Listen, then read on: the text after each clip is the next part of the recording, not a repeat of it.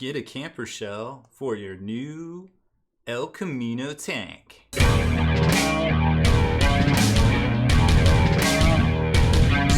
Spiky bits.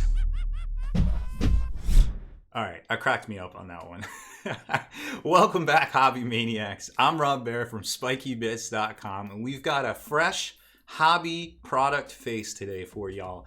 I have been checking out, well, mostly because they post in Spiky Bits Hobbies, which if you want to get stuff in front of my eyeballs, that's probably the best way to do it, is post on my Facebook group, which has almost 30,000 people in it.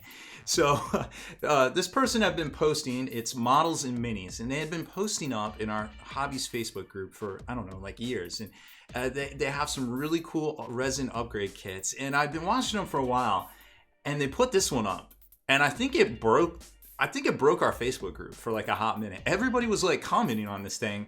I thought it was the neatest thing. I immediately like ordered one of these, and then they messaged me back and they're like, I would have just sent you one. I was like, I've been after you for weeks, months, send me things. Your stuff's dope. I want to see it. So I actually paid for this, but they threw an extra one in for me just because I wanted it so bad. I was building an Impulsor, and I was like, this is dope. I want it. I want it now. I can't throw my money at the screen any faster. So I did, and I got it about a week later, which is kind of remarkable considering that the folks that do this actually had kidney stones. And I don't know, long story short, trooper and clearly a legend. So let's jump over to their site, and we'll show you a little bit about who they are and what they do, and show you the kits on the tabletop, because this is a really cool kit that a lot of people seem to like right off the bat. And here it is, modelsandminis.com. Now, it's not the best design site. It doesn't even have everything that's like the bestseller on the front page. You can tell this is a garage kind of type company. This is a couple of people doing their thug fizzle, getting these products to market, casting them probably by hand. I don't know specifically, but sometimes it's not about those things. Sometimes it's about an idea that forms and propels a company to the forefront in the hobby. And as long as you have those, cornerstones and those virtues of, filling your orders, doing the right thing, communicating to customers, those are what's going to get you far in this hobby. And we've seen it time and time again with a lot of different companies. And I have been part of it because I ordered this stuff and I got it, and a lot of folks got it, and they actually ran out of some of the supplies for this. So long story short, we'll talk about it here in a minute. But if you go over to the site, the parts that you're probably going to look at or want to see first are, because like I said, it's got some feature stuff up here, but this isn't everything that's dope on the site. You're probably going to want to look at the kit section. So you're probably going to want to look at marine kits, or probably more guard kits. They got more guard kits than anything. And the marine section is what we're going to talk about today. But let me just show you the guard kit section real quick, because there's a lot of stuff out there for Imperial Guard that is out of print. You just can't get it anymore, and there really isn't a whole lot of like good alternatives out there. Like for instance, if you're looking for a Salamander Scout tank, you're not going to find one. Forge World hasn't made them in a while. Maybe they'll bring it back. Who knows? But this is a great kit right here, and I can't wait to get my hands on one of these, because I actually don't have any Salamander Scout vehicles, and I would love to add some to my Deathcore Creed. So they've got stuff like this. They've got like some kind of closed top Chimera conversions, and then some wheeled Chimera conversions, and all sorts of different things, back plates, and all sorts of like really cool stuff, and some upgrade missile launcher kits. This one's actually really cool. Wheels for your Chimera. So some stuff we've seen before out there from different manufacturers, some stuff we haven't.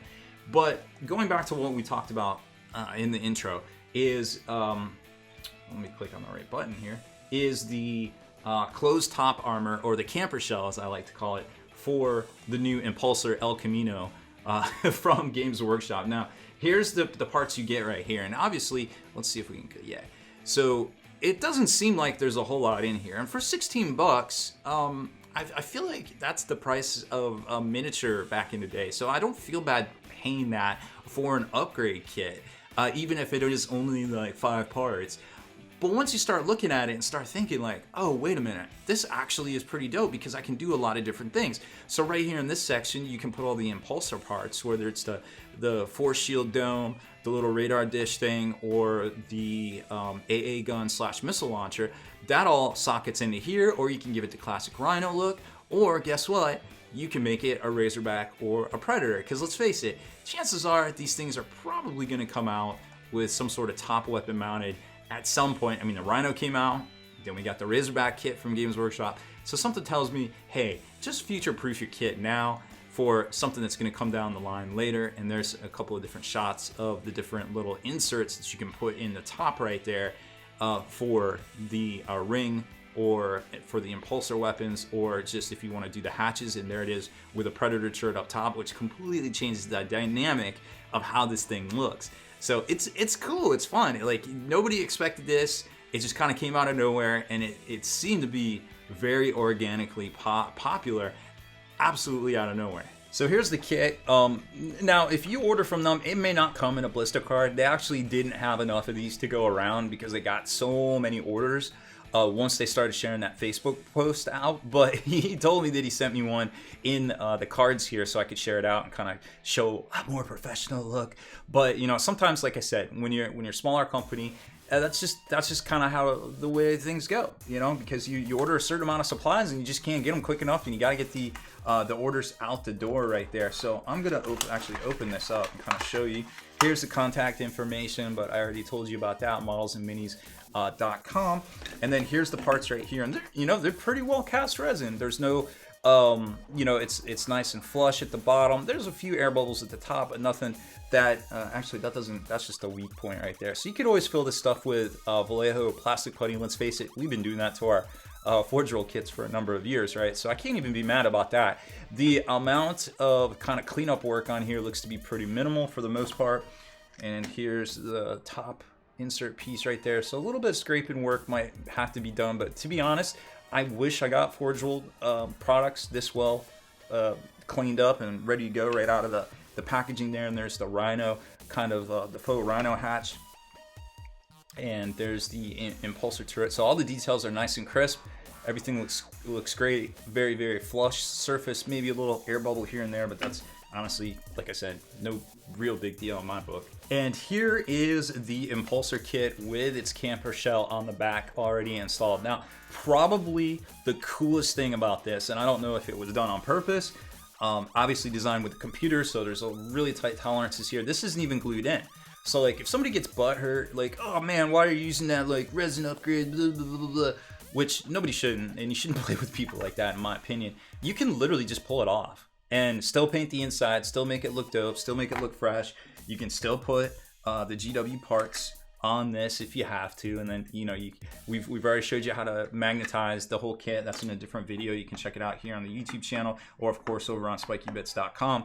But this literally locks in, and it ain't going nowhere. This is a chunk of resin, and it fits pretty much perfectly. And then all of the plates just pop right in the top right there. Like, so you want to do the Rhino hatches, you want to do the impulsor, and it's literally the same spacing. So if you put this here, right, you've got where basically the ring goes that you can magnetize all the parts into, and there it is. It's literally at the same spot. So it's the same profile, give or take, like maybe like an inch or something like that, that you would have, let me put these together here, that you would have from this stuff right here. So if you want to do the force dome, it's there, or it would be like a little bit wiggled to the left. So I don't think anybody would really have a hard time. And it's even got the little spot to insert the antenna, just like it does over here on this one. So everything is here. It's really, really dope. And then if you want to get all crazy with the Cheese Whiz, you can put the turret collar on here and bring out some serious heavy DACA, and that just looks dope. I don't care if it's not a real thing. We're gonna make it a real thing. This is dope. This is what the hobby and converting is all about right here, folks, at least in my mind. Cue machine gun noises. Oh, I love this stuff right here. That's all I got. So shout out to Models and Minis. Make sure you check them out. That's Models and Minis, completely spelled out, .com. Sending us a free one of these packs. Of course, I paid for one because I wanted it so bad to go with my Ironwares project Primaris right here that we were building up. Check out the tutorial for how to magnetize your impulsor, and then of course how to magnetize your bits from Models and Minis as well. And thank you very much for watching. Hit that subscribe button and turn on notifications so you can be the very first to like and comment on all our videos.